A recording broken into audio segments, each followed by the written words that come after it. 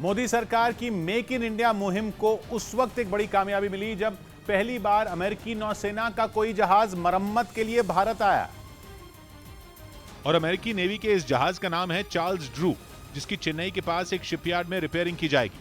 जो ship building industry के अंतर्राष्ट्रीय बाजार में भारत का डंका बजने का बड़ा सबूत है। असल में यह अमेरिकी नौसेना का वो जहाज है जो इंडो पैसिफिक रीजन में मौजूद उसके जंगी बेड़े का अहम हिस्सा है। इसीलिए रक्षा मंत्रालय ने इसे मेक इन इंडिया अभियान और रक्षा क्षेत्र में देश की आत्मनिर्भरता की दिशा में एक ऐतिहासिक कदम बताया। This is a new chapter in the shipbuilding industry of this country.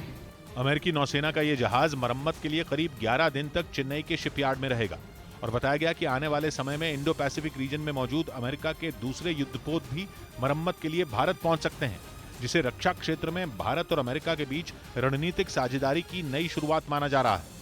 और भारत की इस ऐतिहासिक उपलब्धि को प्रधानमंत्री की उस पहल का नतीजा माना जा रहा है जिसके तहत इसी साल अप्रैल में भारत और अमेरिका रक्षा और विदेश मंत्रियों के बीच बैठक हुई थी। और दावा है कि इसी बैठक के दौरान रक्षा मंत्री राजनाथ सिंह ने अमेरिका को भारत में उसके जहाजों की मरम्मत का प्रस्ताव दिया था, जिसके लिए कम कीमत में अंतर्राष्ट्रीय स्तर की सुविधा मिलने का हवाला दिया गया था। जिसके बाद अमेरिकी नौसेना के अधिकारियों ने भारत के 6 बड़े शिपयार्ड में मौजूद सुविधाओं का जायजा लिया था और वहां इस्तेमाल की जा रही तकनीक को परखने के बाद अपने जहाजों को मरम्मत के लिए भेजने का फैसला किया,